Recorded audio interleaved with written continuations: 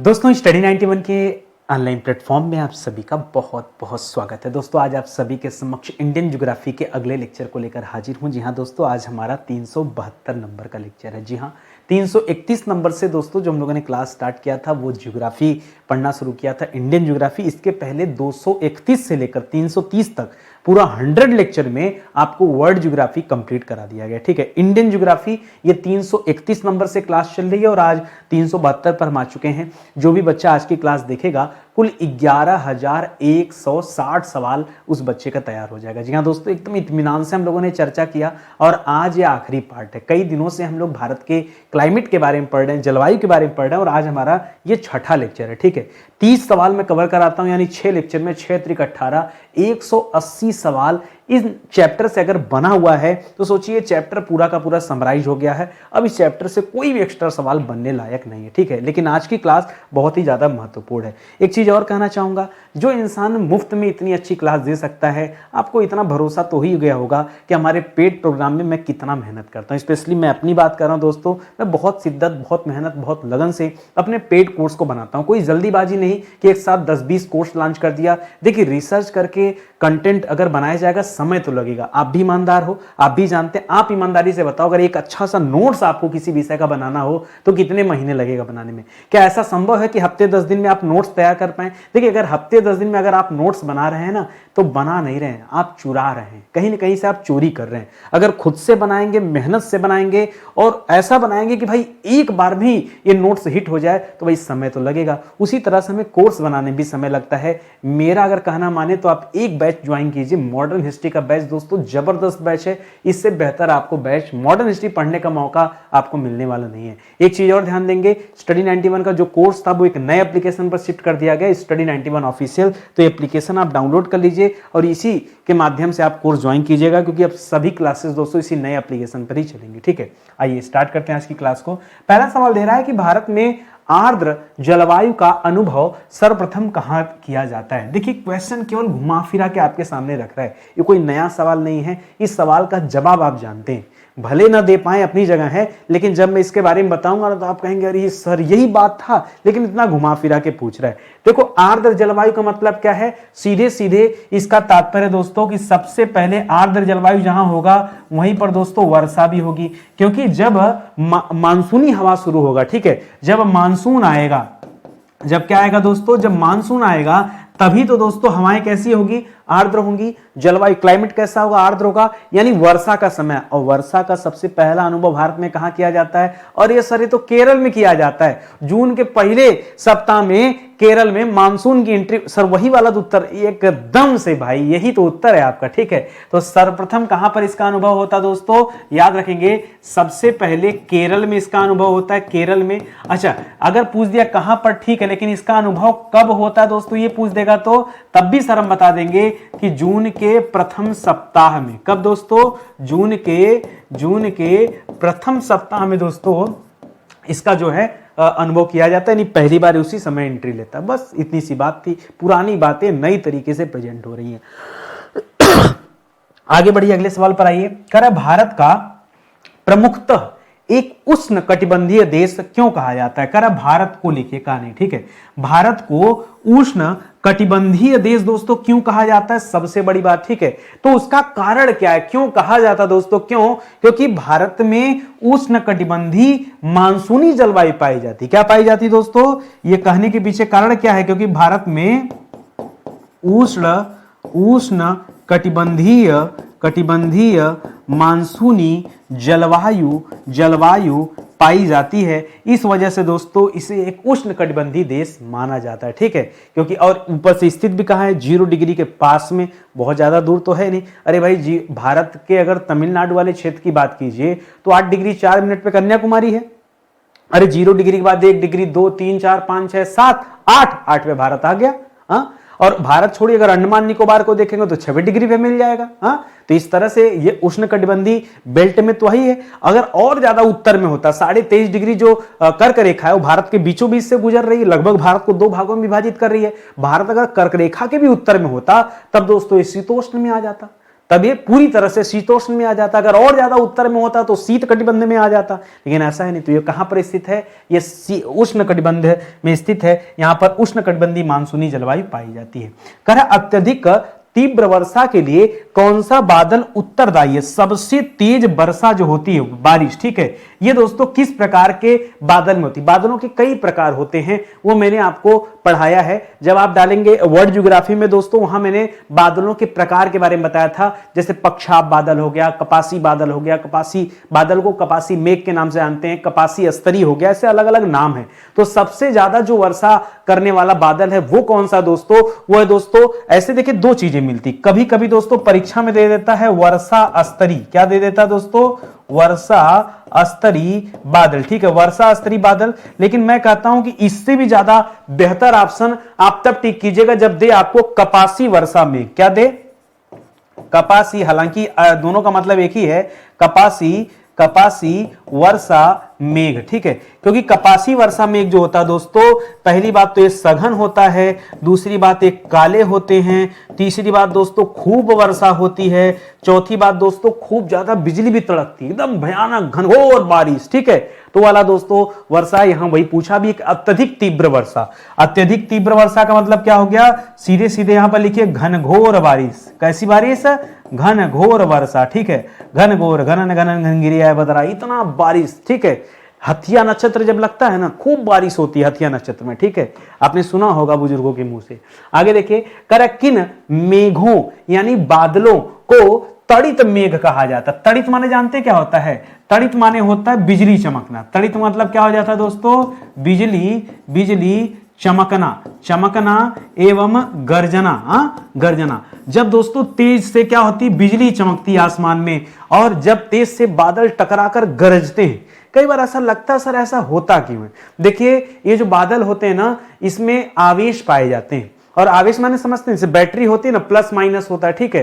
तो आप देखिए कभी भी अगर आप बैटरी कहीं लगाएंगे अगर समानांतर क्रम में, तो इधर मान लीजिए प्लस है, इधर माइनस है, तो फिर इधर प्लस लाएंगे, यानी दोनों को जोड़ते हैं तभी ऊर्जा का प्रवाह होगा। प्लस प्लस एक साइड कर देंगे तो कोनो मतलब नहीं। प्लस हमेशा किसको जोड़ते हैं? प्लस को माइनस से जोड़ा जाता है, ठीक है। और जब ये प्लस माइनस आवेश दोस्तों आपस में टकराते हैं तो चिंगारी पैदा होती है। क्या पैदा होती है? चिंगारी। वही, अब क्योंकि बादल है, कण बहुत ज्यादा आवेशित होते हैं, इसलिए चिंगारी भी भयानक होती है। तो इसीलिए दोस्तों चमकते भी हैं और गरजते भी हैं, ठीक है। और याद रखेगा, आवाज लेट आता है, चमक पहले आती। प्रकाश की चाल जो है दोस्तों वो वॉइस यानी आवाज की चाल से बहुत ज्यादा होती है, ठीक है। यही कारण है कि प्रकाश हमारे तक पहले पहुंचता है, आवाज बाद में आता है। पहले प्रकाश आएगा, फिर पीछे से आवाज आता है।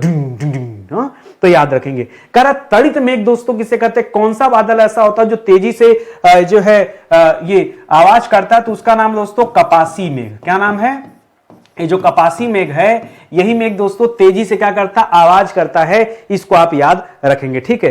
तो एक लाइन की बात आप याद रखेगा कि जब बादल घर्षण करते हैं ना, तो घर्षण करने के कारण ही दोस्तों ये बिजली चमकती है। यहां पे लिख भी दीजिए, ठीक है, ठीक है। बादलों के आवेशित बादलों के ना, आवेशित बादलों के घर्षण के कारण, किसके कारण? घर्षण के कारण क्या होता है दोस्तों? ये बिजली चमकती है। एक लाइन में आप इसे याद रखें, ठीक है। चलिए आगे बढ़ते हैं। अगला सवाल दे रहा है कि भारत में वर्षा का सर्वाधिक विचलन कहां पाया जाता है? अब इसका मतलब पहले समझिए, जल्दीबाजी में उत्तर मत दीजिए। आपसे नहीं पूछ रहा कि सबसे ज्यादा वर्षा कहां होती, ठीक है। अगर आपसे यह पूछता सर्वाधिक वर्षा, ठीक है, तब आप क्या बताते? तब आप बताते दोस्तों मासिन राम। क्या बताते? मासिन राम। आप अब एक नया नाम भी याद रखेगा, कोरियांग, ठीक है। आप नाम याद रखेगा चेरापूंजी, ठीक है। यहां पर दोस्तों सबसे ज्यादा वर्षा होता है। लेकिन दोस्तों अगर आपसे पूछता न्यूनतम वर्षा, क्या पूछता? न्यूनतम वर्षा, तब आप क्या बताते?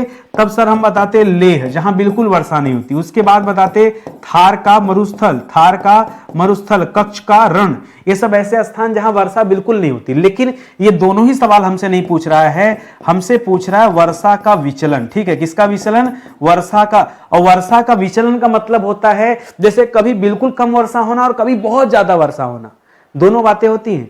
कभी कभी बहुत ज्यादा वर्षा हो जाता है और कभी कभी बिल्कुल वर्षा नहीं होती। तो यहां पर ये ऐसे स्थान है जहां वर्षा तो होता ही होता है भयानक, कभी कम वर्षा नहीं होता। ये ऐसे स्थान है जहां एकदम कम वर्षा होता है, कभी ज्यादा होता ही नहीं। लेकिन विचलन का मतलब होता है कि सबसे ज्यादा और सबसे कम दोनों। तो इसमें 2-3 ऑप्शन है, परीक्षा में देखेगा, हो सकता है दे दे निम्न कर्नाटक का पठार, आप ढूंढिएगा निम्न कर्नाटक का पठार, ठीक है। जैसे यही ऑप्शन था, अगर सबसे ज्यादा वर्षा हो सकता है मासिनराम का नाम ही ना दे परीक्षा में, चेरापूंजी भी ना दे तो कोरियांग देगा, हो सकता है कोरियांग ना दे तो चेरापूंजी दे, कुछ ना कुछ मिलेगा ना। मैंने 2-3 ऑप्शन रखा ना, उसी तरह यहां भी याद रखिए निम्न कर्नाटक जो पठार है दोस्तों, सबसे ज्यादा विचलन दोस्तों यहां पाया जाता है। इसी तरह सौराष्ट्र जानते हैं ना, गुजरात में सौराष्ट्र है, ठीक है। सौराष्ट्र और कच्छ का जो रन है दोस्तों, सौराष्ट्र और कच्छ जो है दोस्तों, यहां भी वर्षा का सबसे ज्यादा विचलन पाया जाता है। इसी तरह से कोंकण क्षेत्र दोस्तों महाराष्ट्र गोवा के बीच में पड़ता है, ठीक है। तो कोंकण गोवा जो बेल्ट है दोस्तों, यहां भी वर्षा का विचलन पाया जाता है। इसी तरह से जो पूर्वी राजस्थान है, पश्चिमी राजस्थान में तो एकदम बारिश नहीं होती, लेकिन जो पूर्वी राजस्थान है दोस्तों, पूर्वी राजस्थान जिसमें जयपुर वगैरह आता है, वहां भी यही हालत है। कभी कभी बारिश एकदम नहीं और कभी कभी इतनी बारिश आप कल्पना ही नहीं कर सकते, ठीक है। आधा राजस्थान में गाड़ियां लगती बह रही हैं, ठीक है। आप गूगल पे कभी चेक कीजिए, यूट्यूब पे आप देखेंगे कि जयपुर में ऐसी बारिश होती है कि गाड़ियां तक बह जाती हैं, ठीक है। आप कहेंगे राजस्थान में इतनी भयानक बारिश, हाँ भाई मैंने देखा है अपनी आंखों से, ठीक है। तो पूर्वी तो ये इसमें से कुछ ना कुछ ऑप्शन जरूर आपके परीक्षा में मिलेगा, ये मान के चलिए, ठीक है। आइए आगे बढ़ते हैं, अगले सवाल पर आते हैं। करा उत्तर पश्चिम भारत में, कहां पर, उत्तर पश्चिम, यानी सीधे हो जाइए पंजाब और पाकिस्तान वाला बेल्ट पकड़िए। करा उत्तर पश्चिम भारत में शीतकालीन वर्षा किस कारण होती है? ठंडी में वर्षा का एक ही कारण है, वो है पश्चिमी विक्षोभ। क्या है दोस्तों? शीतकालीन वर्षा कभी भी लिख दे तो हमेशा क्या याद रखेंगे? ठंडी में वर्षा का एकमात्र कारण, और वो क्या कारण है दोस्तों? पश्चिमी विक्षोभ, ठीक है। ये पश्चिमी विक्षोभ दोस्तों, ये आप याद रखेगा, ठंडी में वर्षा का सिर्फ और सिर्फ दोस्तों एक ही कारण है।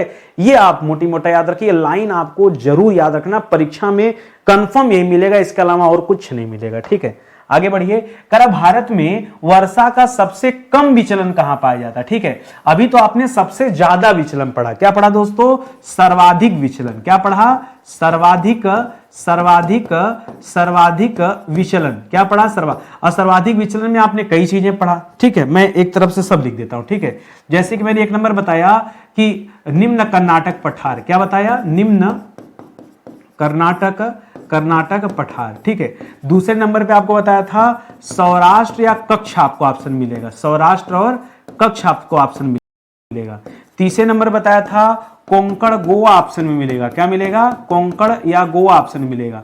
चौथे नंबर बताया था कि आपको ये नहीं मिलेगा तो पूर्वी राजस्थान जरूर मिलेगा, जहां पर सबसे ज्यादा विचलन देखा जाता है, ठीक है। विचलन माने कभी बहुत ज्यादा वर्षा, कभी बिल्कुल नहीं वर्षा। और सबसे कम विचलन कहां पाया जाता है? यानी जहां पक्का वर्षा होता है, ठीक है। वो तो हम बहुत अच्छी तरह जानते हैं सर, जहां पक्का वर्षा होता है वो दोस्तों पूर्वोत्तर भारत, पूर्वोत्तर भारत में ये जो आप मासीराम पढ़ते हैं, जो आप चेरापूंजी पढ़ते हैं, जो आप अरुणाचल का कोरियांग देख रहे हैं, यहां पर सबसे कम विचलन पाया जाता है। यानी वर्षा होनी ही होनी है, कोई जो है उसमें इफ बट नहीं है, कंफर्म है कि होना है, ठीक है। इसीलिए सबसे कम विचलन के लिए जो पूछे परीक्षा में, तब आप यही जवाब दीजिएगा।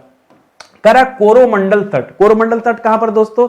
देखिए कोरोमंडल मालाबार में कंफ्यूज मत होइएगा, ठीक है, ठीक है। जो मालाबार तट है वो केरल वाला तट है, ठीक है। जो कोरोमंडल तट है ये उसका तट है, तमिलनाडु वाला तट है, ठीक है। तो कोरोमंडल तट लिखा तो इसका मतलब तुरंत आप क्या समझ जाइए? आप यहां पर तमिलनाडु जो है समझ जाइए, आपके दिमाग में तमिलनाडु आ जाना चाहिए, ठीक है। करा कोरोमंडल तट पर सबसे ज्यादा वर्षा किस प्रकार के मानसून से होती? कौन नहीं जानता, ठीक है। तो याद रखेगा, सबसे ज्यादा वर्षा उत्तर पूर्वी मानसून से होती है, ठीक है। उत्तर पूर्वी मानसून, या फिर जब दोस्तों मानसून लौटता है, ठीक है, लौटते मानसून से, ठीक है, लौटते मानसून से दोस्तों यहां पर वर्षा होती है।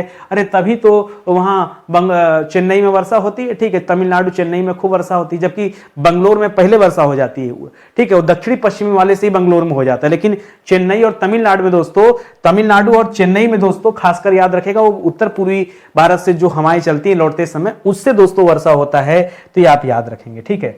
करा झंझामहोर्मी क्या है? बहुत अच्छा सवाल दे दिया दोस्तों, झंझामहोर्मी। एक चीज मैं बता दूं, एक शब्द आपके परीक्षा में लिखता है तड़ित झंझा। क्या लिखता है दोस्तों? तड़ित झंझा। तड़ित झंझा का मतलब होता है बिजली चमकना, ठीक है। जो आसमानी बिजली होती है दोस्तों, बिजली चमकना, उसी को हम क्या कहते हैं, तड़ित झंझा। जब खूब बारिश होती है और भयानक दोस्तों बिजली तड़कता है और गरजता है, तब दोस्तों उसी को हम तड़ित झंझा कहते हैं। झंझा मोहर्मी का मतलब क्या है, याद रखेगा, जब जब जब कभी गर्म एवं आर्द्र हवाएं, ठीक है, आर्द्र हवाएं ये मिलेंगी, तब इन्हीं को तो आवेशित कहा जाता है, ठीक है, तभी तो आवेश उत्पन्न होता है, ठीक है। आर्द्र हवाएं मिलती हैं तब उसे क्या कहा जाता है दोस्तों, तब उसे क्या कहा जाता है, झंझा महोर्मी कहा जाता है, ठीक है। ये आप याद रखेंगे, क्योंकि इनके मिलने से दोस्तों क्या पैदा होता है, तभी तो दोस्तों तूफान पैदा होता है और उसी में दोस्तों बिजली चमकता है, ठीक है। या फिर एक चीज और याद रखेगा, उष्णकटिबंधीय जो स्थल होते हैं दोस्तों, वहां पर जब कभी समुद्र का जलस्तर बढ़ जाए, ठीक है, तो उसे भी झंझा महोर्मी कहा जाता है। मैंने क्या कहा, उष्णकटिबंधीय स्थल पर उष्णकटिबंधीय चक्रवात आते हैं, ध्यान से सुनिएगा, ठीक है। तो आप यहां सीधे लेके कि उष्ण कटिबंधीय चक्रवातों के कारण समुद्र का जलस्तर क्या होता है दोस्तों, बढ़ जाता है। भयानक चक्रवात होते हैं, इनकी वजह से जलस्तर बढ़ जाता है और इन्हीं को हम क्या कहते हैं, इन्हीं को हम हरिकेन कहते हैं, इन्हीं को हम टाइफून कहते हैं। क्या कहते हैं, हरिकेन या टाइफून का नाम आप जो पढ़ते हैं वो क्या दोस्तों, वो इसी तरह के चक्रवात होते हैं और जब ये आते हैं तो बिजली तड़कती है, तो उसे भी झंझा महोर्मी कहा जाता है। तो दोनों बातें याद रखेगा। पता नहीं एग्जामिनर क्या दे, कूट बना दे कि कथन बना दे, कथन कारण दे के आपको परेशान कर दे, तो भाई कैसे भी एग्जामिनर करे, आपको पहले से जो है अलर्ट रहना है, समझते हुए चलना है, ठीक है। आगे बढ़िए। कह सामान्यतः भारत में किस माह में सर्वाधिक वर्षा होती है, सबसे ज्यादा वर्षा, ठीक है। अच्छा, वर्षा दोस्तों मैं कहूं मानसून का आगमन, ठीक है, ये अलग चीज है। तो आगमन तो होता है दोस्तों जून के प्रथम सप्ताह में, ठीक है, जून के प्रथम सप्ताह में दोस्तों आगमन होता है, ठीक है। लेकिन सबसे ज्यादा जो वर्षा है वो जुलाई में होती है, ठीक है। तो याद रखेंगे यहां पर आपका जवाब क्या होगा, जुलाई, क्योंकि आपने पढ़ा है कि 15 जुलाई तक दोस्तों जो मानसून है ये लगभग पूरे भारत को कवर कर लेती है। पढ़ा है ना, बात पीछे हमने पढ़ाया है। अगर पीछे का वीडियो नहीं देखे है ना तो देखिए, एक वीडियो देखने से काम नहीं चलेगा। जितने आराम से, जितने शांति से मैं आज पढ़ा रहा हूं, ऐसे रोज पढ़ाता हूं। आज कोई पहला दिन नहीं है, एकदम आराम से ऐसे ही चर्चा करते दोस्तों। आज हम अपने 372 लेक्चर को कवर कर लिए, ठीक है। तो जब आप शुरू से पढ़ेंगे आपको बहुत फायदा मिलेगा, चाहे आपने ऑनलाइन पढ़ा हो, चाहे ऑफलाइन पढ़ा हो, चाहे सेल्फ स्टडी किया हो। भाई सवाल देखिए, सवाल का जवाब दीजिए। हाँ, ना उद्धव को लेना ना माधव को देना, हमने तो ऐसा कुछ कहा नहीं कि आप हमसे कोर्स परचेज कीजिए, ठीक है। ये आपके लिए फायदेमंद है। बस जो सवाल मैं पूछ रहा हूं आप इसका जवाब दीजिए। अगर जवाब देने में असमर्थ हैं तो पढ़िए, चाहे हमसे पढ़िए या सेल्फ स्टडी कीजिए, कहीं से पढ़िए, लेकिन पढ़िए। वो इसलिए क्योंकि सच ये है कि आपको ये टॉपिक आता नहीं है, ठीक है। तो मेहनत करेंगे तभी काम होगा, छोड़कर भागने से दोस्तों कोई काम होने वाला नहीं है। आज नहीं तो कल ये चैप्टर पढ़ना ही पड़ेगा, इंपॉर्टेंट जो है, ठीक है। कर भारत में मानसून से प्राप्त होने वाली वर्षा सर्वाधिक किस प्रकार की होती है, सबसे ज्यादा किस टाइप के मानसून से दोस्तों वर्षा प्राप्त होती है। तो याद रखेगा सबसे ज्यादा वर्षा ये दक्षिणी पश्चिमी मानसून से मिलती है, ठीक है। दक्षिणी पश्चिमी मानसून से सबसे ज्यादा वर्षा होती है। कितनी दोस्तों, 85% वर्षा दोस्तों इसी से होती है। एक चीज और याद रखिए, हो सकता है परीक्षा में ऑप्शन न दे तो याद रखेगा ऑप्शन कहीं देगा पर्वतीय वर्षा। क्या देगा, पर्वतीय वर्षा। इसकी मात्रा भी बहुत ज्यादा दोस्तों, ठीक है। तो या तो ये ऑप्शन देगा, अगर ये नहीं देगा तब ये वाला ऑप्शन टिक कीजिएगा। अपने मन से ऐसे उठ पटांग कुछ भी नहीं कर लेना है, ठीक है। मेरी बात को समझिएगा। आगे है कि गंगा के मैदानी भाग में पूर्व से पश्चिम की ओर, ठीक है, पूर्व यानी बंगाल की खाड़ी से पश्चिम यानी थार के मरुस्थल की ओर वार्षिक मात्रा घटने का कारण क्या है। अरे भाई सिंपल सी बात है, वायु अपने साथ जो आर्द्रता लेकर चलती है, जब वही घटने लगती है तो भाई बारिश होगी कैसे। मान लीजिए बंगाल की खाड़ी से आर्द्रता भरी वायु उठी और वहां राजस्थान जाते आते तक में दोस्तों वायु आर्द्रता खत्म हो जाती है, ठीक है। तो याद रखिए यहां क्या लिखेंगे, वायु में आर्द्रता, ब्रैकेट में लिख दीजिए नमी, ठीक है, नमी की कमी के कारण, नमी की कमी के कारण दोस्तों धीरे धीरे जैसे जैसे ये हवाएं पश्चिम की तरफ जाती हैं वर्षा कम होती जाती है। ये अपने दिमाग में बिठा लीजिएगा, ठीक है। और आगे आ जाइए, कह रहा अम्लीय वर्षा के जल में कितने प्रतिशत, ध्यान दीजिएगा, कितने प्रतिशत अम्ल की मात्रा होती है, ठीक है। देखिए कितने प्रतिशत पूछा है, ना कि आपसे पीएच मान पूछा है। तो जब परसेंटेज पूछे तो बताएगा 5%, ठीक है। अम्लीय वर्षा के जल में कितने परसेंट दोस्तों एसिड पाया जाता है, तो याद रखेगा 5% दोस्तों क्या होता है, 5% जो है ये क्या पाया जाता है, एसिड पाया जाता है, ठीक है। और खतरनाक भी होता है, ठीक है। जबकि शुद्ध जल का जो पीएच मान होता है, ठीक है, अगर परीक्षा में पूछे कि शुद्ध जल का पीएच मान, ठीक है, पीएच मान कितना होता है दोस्तों, तो याद रखिएगा 5.5 से लेकर के 5.7 तक होता है, ठीक है।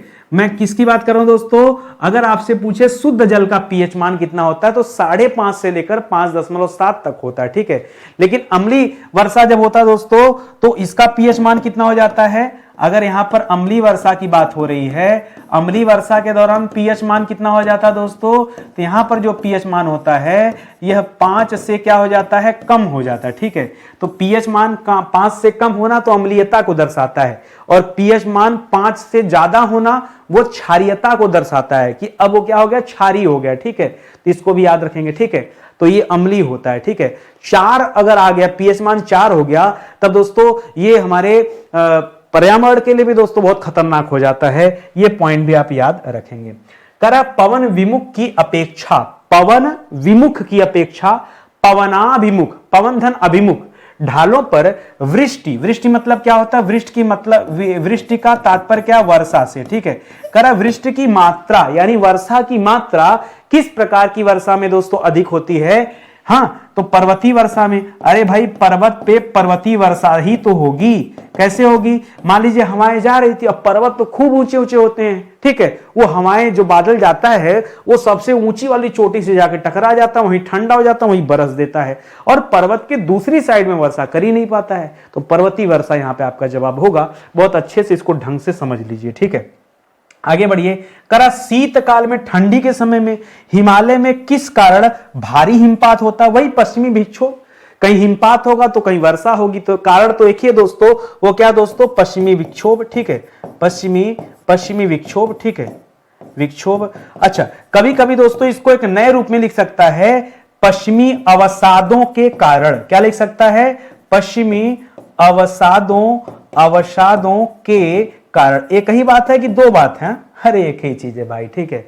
पश्चिमी अवसाद के कारण, पश्चिमी विक्षोभ के कारण, पश्चिमी जेट धाराओं के कारण, जो चक्रवात उत्पन्न होते भूमध्य सागर से उसके, अरे सब पश्चिम में है यार, पश्चिम से पूरब की तरफ आ रहे हैं ठंडी में। तभी दोस्तों कहीं मैदानी क्षेत्रों में बारिश होता है, पहाड़ी क्षेत्रों में पहले से दोस्तों वहां नमी व्याप्त होती तो बर्फ बन जाता है, ठीक है, तो फिर वहां हिमपात होना शुरू हो जाता है, ठीक है। तो बस यही मोटी मोटा बातें हैं, ठीक है।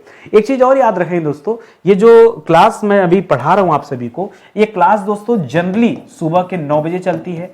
आपके पास दिन में जब भी समय मिले, दिन दोपहर शाम रात, ठीक है, आप इस क्लास को देखिए।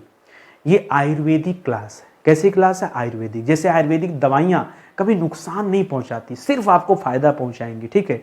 अगर आपने गड़बड़ दवा भी खा लिया तो अंग्रेजी की दवाओं की तरह ऐसा नहीं कि आपकी ब्लड प्रेशर बढ़ जाए, शुगर बढ़ जाए, किडनी फेल, ना, ऐसा कुछ नहीं होगा। आयुर्वेदिक दवाएं हैं, कोई उसका जो है नुकसान नहीं है, ठीक है। उसी तरह से कोर्स है, ये जो क्लास है, अपनी क्लास की बात करें, पूरी तरह से निःशुल्क है। ये आयुर्वेदिक दवाओं की तरह है, पढ़ेंगे तो कतई नुकसान नहीं करेगा। अभी तक दोस्तों आप जान ही रहे हैं 372 से अधिक लेक्चर हमारा होने वाला है, ठीक है। अब तक दोस्तों 11,000 से अधिक सवाल जैसे हम आज पढ़ रहे हैं ऐसे ही दोस्तों मैं पढ़ा चुका हूं। 5 बड़े विषय कंप्लीट। आपकी इच्छा होती ना सर पूरा एंशिएंट पढ़ा दिया, हाँ पूरा पढ़ा दिया सर, कोई टॉपिक नहीं छूटा, एकदम कुछ नहीं छूटा, पूरा एंशिएंट, पूरा मिडावल, पूरा मॉडर्न, पूरा संविधान, पूरा वर्ड सब पढ़ा दिया आपको, ठीक है। इतना ही नहीं, अगर आप हिंदी की बात करें, ठीक है, हिंदी की बात करें तो आप कभी आइए दोस्तों हिंदी की क्लास लीजिए। हिंदी की क्लास जो है दोस्तों ये रात को चलती है 8 बजे, ठीक है। तो 8 बजे मुलाकात करेंगे तो हिंदी क्लास मिलेगी, और दिन में 9 बजे देखेंगे तो जीएस वाली क्लास मिलेगी। इसको पढ़िए, बस मैं आपसे ही कहना चाहूंगा, ठीक है। आगे बढ़िए, करा अमृतसर एवं शिमला, अमृतसर एवं शिमला लगभग एक ही अक्षांश पर स्थित हैं। अक्षांश माने जानते हैं ना, अक्षांश का मतलब होता दोस्तों जो लेटी हुई रेखाएं रहती हैं, क्या होती हैं, लेटी हुई रेखाएं, ठीक है। जो ग्लोब पर दोस्तों लेटी हुई रेखाएं रहती हैं वो अक्षांश है, और जो खड़ी हुई रेखाएं रहती हैं उन्हें देशांतर कहते हैं, ठीक है। तो कह रहा है एक ही अक्षांश पर स्थित है, परंतु की जलवायु में भिन्नता का कारण क्या दोस्तों, क्लाइमेट अलग अलग दोनों जगह का क्यों है। अरे भाई शिमला पहाड़ों पर बसा है, हाँ, और अमृतसर ऐसे जमीन पर, धरती पर। हाँ, तो बताइए क्या दोस्तों, तो जो मुख्य कारण क्या दोस्तों, वह है ऊंचाई, ठीक है, ऊंचाई, ठीक है। तो याद रखिएगा ऊंचाई बहुत बड़ा कारण है। भाई आप पर्वत के ऊपर जाएंगे तो जाहिर सी बात है वहां का क्लाइमेट अलग मिलेगा। आप घूमने टहलने ऐसे जगह पे क्यों जाते हैं, जो जैसे शिमला चले गए, कुल्लू चले गए, मनाली चले गए, जम्मू चले गए, कश्मीर चले गए, ठीक, अमरनाथ की यात्रा, उधर बद्रीनाथ, केदार, क्यों जाते हैं घूमने, ऊटी चले, ऐसे जगह पे क्यों जाते हैं भाई। ऊपर जाने के बाद टेम्परेचर क्या होता है, कम मिलता है आपको, ठीक है, मौसम सुहाना हो जाता है, ठीक है, मजा आ जाता है, ठीक है। तो ऊंचाई दोस्तों ये बहुत बड़ा कारण है, इसे आप ध्यान में रखेंगे, ठीक है। करा कौन सी एक प्रकार की जलवायु का छत्तीसगढ़ राज्य में फैलाव पाया जाता है, स्पेशली दोस्तों छत्तीसगढ़ राज्य में किस टाइप के जलवायु का दोस्तों फैलाव पाया जाता है। तो याद रखेगा इसे कहते हैं आर्द्र दक्षिण पूर्व, ठीक है, आर्द्र दक्षिण पूर्व जलवायु का दोस्तों फैलाव पाया जाता है। और मैं बता दूं इसके कारण दोस्तों ना यहां पर खूब वर्षा होती, भयानक वर्षा, ठीक है, खूब वर्षा होती है। इसीलिए जो छत्तीसगढ़ है इसे चावल का या धान का कटोरा कहा जाता है। क्या कहा जाता है, परीक्षा में पूछेगा आपसे कि धान का कटोरा दोस्तों किसे कहते हैं, कहिएगा छत्तीसगढ़ को धान का कटोरा कहते हैं। हमने तो सुना था पश्चिम बंगाल धान कटोरी कटोरा नहीं है, पश्चिम बंगाल में सबसे ज्यादा धान का उत्पादन होता है, और धान के उत्पादन होने से कटोरा का कोई लेना देना नहीं है। ऐसे तो देखेंगे तो पंजाब में प्रति हेक्टेयर धान का सर्वाधिक उत्पादन होता है, तब क्या कहेंगे सर, बड़ा कंफ्यूजन है। 3 लाइन की बात याद रखो, कंफ्यूज मत हो। सबसे ज्यादा धान कहां पैदा होता है, पश्चिम बंगाल। प्रति हेक्टेयर सबसे ज्यादा धान कहां पैदा होता है, पंजाब। धान का कटोरा किसे कहते हैं, छत्तीसगढ़ को। बस 3 लाइन याद रखो, ज्यादा कंफ्यूजन नहीं रखना है भाई, ठीक है, एकदम क्लियर कट पढ़ना सीखो, ठीक है। मेरी क्लास में कंफ्यूज हो गए तो फिर कुछ नहीं, मेरा सिखाना उखाना सब व्यर्थ हो गया। करा अंतः उष्णकटिबंधीय अभिसरण क्षेत्र जिसे ITCZ के नाम से जानते हैं, करा यहां पर एक निम्न वायुदाब की पेटी स्थित है, और ये कहां पर है, ITCZ है कहां पर, भूमध्य रेखा पर, 0 डिग्री पर, विषुवत रेखा पर। पता नहीं आपके परीक्षा में क्या दे दे, ठीक है, क्या दे सकता है दोस्तों, 0 डिग्री अक्षांश रेखा, ठीक है, 0 डिग्री अक्षांश रेखा हो सकता है परीक्षा में ऑप्शन दे दे, हो सकता है परीक्षा में ना लिख दे भूमध्य, तो भूमध्य रेखा को ही तो कहते हैं। हो सकता है परीक्षा में दे दे विषुवत रेखा, क्या दे दे, विषुवत रेखा। सब एक ही बात है, ठीक है, ठीक है, सब एक ही बात है, इसको ध्यान दीजिएगा। जो ITCZ है दोस्तों वो कहां स्थित है, वो विषुवत रेखा पर स्थित है, ध्यान दीजिएगा। करा उत्तर पूर्वी मानसून, ये वही वाला मानसून तमिलनाडु भागेगा कोरोमंडल तट पर चेन्नई की तरफ, ठीक है। करा उत्तर पूर्वी मानसून से सबसे अधिक वर्षा प्राप्त करने वाला राज्य कौन सा है, तो राज्य पूछेगा तो बताइएगा तमिलनाडु राज्य सबसे ज्यादा वर्षा प्राप्त करता है, ठीक है। किसकी बात करेगा, जब राज्य पूछेगा तब, और जब शहर पूछेगा तो क्या बताएंगे, सबसे ज्यादा वर्षा कौन प्राप्त करता है, चेन्नई प्राप्त करता है, ठीक है। क्यों, क्योंकि दोस्तों ये लौटती हुई मानसून है, क्या दोस्तों, ये लौटती हुई मानसून है, और बंगाल की खाड़ी से आर्द्रता ग्रहण करके दोस्तों ये इन्हीं क्षेत्रों में बारिश करते हुए वापस चली जाती है। करा झारखंड में किस वर्षा जो है ये किस मानसून से होता है, ठीक है, झारखंड, ठीक है। झारखंड दोस्तों कब अस्तित्व में आया था, पहले ये बताइए, ठीक है। झारखंड दोस्तों कब अस्तित्व में आया, तो 36 उत्तर झार 36 उत्तर झार मतलब लास्ट में आया होगा, यानी 15 नवंबर को आया, ठीक है। ये सब हमारी गणित है, आप नहीं समझेंगे, ठीक है। 15 नवंबर सन 2000 को दोस्तों ये झारखंड की स्थापना हुई है, ठीक है। और छत्तीसगढ़ की सबसे पहले हुई है। 1 नवंबर सन 2000 को छत्तीसगढ़ बना, 9 नवंबर सन 2000 को उत्तराखंड बना, तब उसे उत्तराखंड नहीं जाना जाता था, उत्तराखंड नाम तो 2009 में उसे मिला, तब उसे उत्तरांचल कहा जाता था। उत्तर प्रदेश के 13 जिलों को काट करके उत्तरांचल बनाया गया था, ठीक है। करा झारखंड में बारिश दोस्तों किस मानसून के कारण होता है, ठीक है। तो याद रखेगा ये जो दक्षिणी पश्चिमी मानसून है जो केरल वाला उठता है, ठीक है, दक्षिणी पश्चिमी मानसून जो कहां से उठता है दोस्तों, जो आपके केरल से होकर जाता है, बस ये वही वाला मानसून है, यही जाता सीधा झारखंड, ऐसे जाएगा फिर ऐसे यू टर्न मारेगा, ठीक है। तो याद रखेंगे यही जाता कहां पर, झारखंड में जाता है। अगला सवाल करा, जब पुष्कर की पहाड़ियों, पुष्कर कहां है दोस्तों, पुष्कर पड़ता है अजमेर के पास में, कहां पड़ता है, पुष्कर अजमेर के पास में स्थित है, ठीक है। पुष्कर में दोस्तों क्या है, ब्रह्मा जी का मंदिर है, क्या दोस्तों, ब्रह्मा जी का मंदिर, ये भारत में कहां स्थित है दोस्तों, ये पुष्कर में ही तो है, ठीक है, याद रखेंगे। कह पुष्कर की पहाड़ियों में भारी वर्षा है तो बाढ़ कहां आती, ठीक है, वहां पर वर्षा ज्यादा और बाढ़ कहां आती दोस्तों, बाढ़ आता है बलातोरा में, कहां पर, बलातोरा में, ठीक है। पहले बलातोरा जिला नहीं था, अब तो बलातोरा दोस्तों जिला हो गया है, ठीक है, अब ये जिला हो गया। और पश्चिमी राजस्थान का जिला, वहां बाढ़ आता है, विश्वास नहीं करेंगे, भयानक बाढ़ आता है। ये पड़ता है बाड़मेर के पास में, कहां पड़ता है दोस्तों, ये बाड़मेर के पास में पड़ता है, ठीक है, और ये अलग से जिला है, वहां पर दोस्तों बाढ़ आता है। राजस्थान में बाढ़, हाँ पढ़िए, ये सब पढ़ना पड़ेगा, ठीक है। तो ये सब अच्छे अच्छे सवाल हैं, आगे बढ़िए। करा भारत के किस तटीय प्रदेश में उत्तर पूर्वी मानसून से वर्षा होती, कौन सा तटीय प्रदेश है जहां उत्तर पूर्वी मानसून से वर्षा होती है, ठीक है। तो चाहे आप इसे कोरोमंडल तट का लीजिए, क्या लीजिए, कोरो तटीय प्रदेश पूछा इसीलिए बता रहा हूं, ठीक है, कोरोमंडल तट। अगर राज्य पूछता तब क्या बताते, तब बताते तमिलनाडु, क्या बताते, तमिलनाडु। और अगर शहर पूछता तो क्या बताते, चेन्नई बताते, ठीक है, चेन्नई। तो ये सब नाम है दोस्तों, इसको आप याद रखेंगे। यही 2-3 सवाल घूम फिर कर आपके सामने आएगा, इसलिए बार बार ऐसे ही सवाल रिपीट हो रहे हैं। करा भारत के उत्तर पश्चिम मैदान में, उत्तर और पश्चिम मैदान में, ठीक है, उधर पंजाब साइड जाइए, ठीक है, में पश्चिमी विक्षोभ से जाड़े में होने वाली वर्षा की मात्रा क्रमशः कम होती जाती किस साइड, ठीक है। तो याद रखेगा पश्चिम से पूर्व की ओर, ठीक है, क्योंकि हवा तो उधर से आ रही है, ठीक है, हवा पश्चिम से आ रही है ना, तो पश्चिम से पूर्व की ओर जाने पर दोस्तों धीरे धीरे क्या होती, कम हो जाती। जैसे जब बंगाल की खाड़ी से हवा उठती है तो पश्चिम की तरफ जाते जाते कम हो जाती है, उसी तरह पश्चिमी विक्षोभ तो पश्चिम से आ रहा है ना, उल्टा आ रहा है ना, पाकिस्तान साइड से आ रहा है, तो उधर से आएगा, पूरब आते आते दोस्तों खत्म हो जाएगा, ठीक है। तो इस तरह दोस्तों इसे याद रखेंगे। आगे देखिए, कह रहा मानसून का अचानक प्रस्फोट देश में व्यापक क्षेत्र में किस समस्या को उत्पन्न, अचानक से अगर मानसून आ गया तो दोस्तों ये क्या करेगा, अरे भाई तब तो ये मृदा अपरदन करेगा, क्या करेगा, मृदा अपरदन, ठीक है, मृदा अपरदन, ठीक है। मतलब समझ रहे हैं ना, अचानक से मानसून आया और खूब अचानक से वर्षा होने लगी, ठीक है, तो दोस्तों वहां क्या होता है, फिर मृदा, बाढ़ आ जाती, बाढ़ में क्या होता है, नदियां कटाव करने लगती, कटाव घाघरा वगैरह देखिए काट पीट डालती है, ठीक है। पता चलता आज नदी यहाँ, कल यहाँ, परसों यहाँ, बारिश होती गई, नदी चौड़ी होती चली गई, पानी कैसे बहेगा, तो कटान करेगी अगल बगल ना। तो वही तो है दोस्तों मानसून प्रस्फोट, मतलब क्या, खूब बारिश होगा तो अगल बगल का जल जाके नदी में तो मिलेगा, किसी न किसी आपके आसपास चाहे जो नदी हो, ढलान उसी साइड होगा, उसी में जाकर दोस्तों जल मिलने वाला है। तो दोस्तों इस तरह से क्या होगा, मृदा अपरदन तो होना ही होना, उसे कौन रोक सकता है, ठीक है। कह रहा पश्चिमी विक्षोभ से होने वाली शीतकालीन वर्षा, ठंडी के समय में पश्चिमी विक्षोभ की वजह से शीतकालीन वर्षा होती है। कह रहा भारत के किस फसल के लिए दोस्तों ये लाभकारी होता है, ठीक है, ये पश्चिमी विक्षोभ के कारण दोस्तों जो ये होता है फसल, किस फसल के लिए, ठंडिया में कौन सी फसल आती है, नहीं पता सर, शीतकाल में कौन सी फसल होती है, नहीं पता। आइए मैं फार्मूला देता हूं आपको, सुनिए, ठीक है।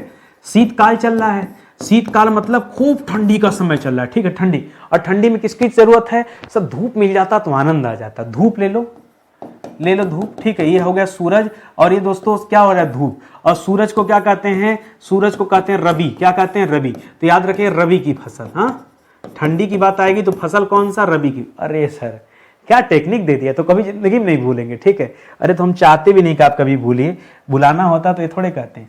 कह शीत ऋतु में उत्तर भारत में अधिक ठंड पड़ने का मुख्य कारण क्या है, उत्तर भारत में खूब ठंडी पड़ता है, और इसके पीछे रीजन क्या है। अगर दोस्तों वही पश्चिमी विक्षोभ दबा के आ गया, ठीक है, तब तो दोस्तों अच्छा इसके कई कारण भी हो सकते हैं, क्योंकि ऐसा तो है नहीं कि पहली बार हो रहा है, ठीक है, इसके बहुत सारे वजह। पहला क्या वजह दोस्तों, पहला वजह दोस्तों समुद्र से दूरी, क्या है, समुद्र से दूरी। दूसरा वजह है पर्वत से निकटता, ठीक है, पर्वत से उत्तर भारत है जो है दोस्तों हिमालय पर्वत के निकट में ही तो है, लेकिन देखिए अब समुद्र कहां मिलेगा, या तो गुजरात साइड, महाराष्ट्र साइड, उधर देखेंगे तो कलकत्ता साइड मिलेगा, ठीक है, उतना दूर मिलेगा, ठीक है। और तीसरा क्या दोस्तों, तीसरा कारण क्या दोस्तों, पश्चिमी विक्षोभ भी इसी टाइम आ जाता है, ठीक है, पश्चिमी विक्षोभ भी इसी टाइम आ जाता है तो और ज्यादा खतरनाक ठंडी पड़ने लगती है।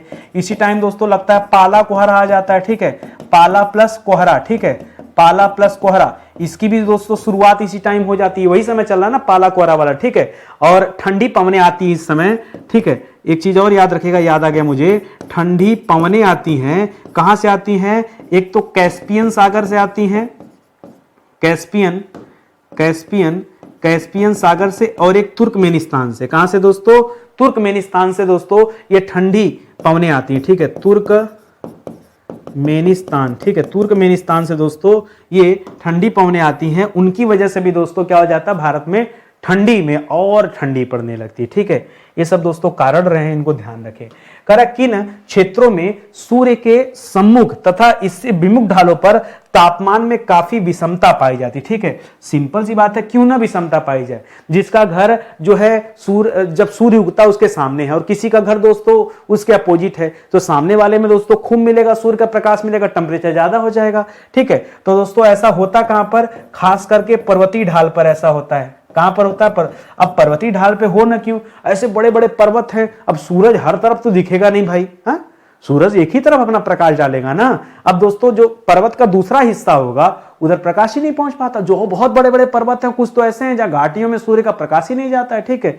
तो दोस्तों ये सब ये कारण रहे हैं। आगे बढ़िए, करा किस जलवायु क्षेत्र में दैनिक तापांतर मैंने समझते हैं ना, दिन का तापमान, ठीक है। मान लीजिए दिन में एकदम हाईएस्ट टेम्परेचर 2 बजे के आसपास होता है, ठीक है। 12 बजे सूर्य खाली सर पे होता है, लेकिन तापमान सबसे ज्यादा 2 बजे के आसपास होता है।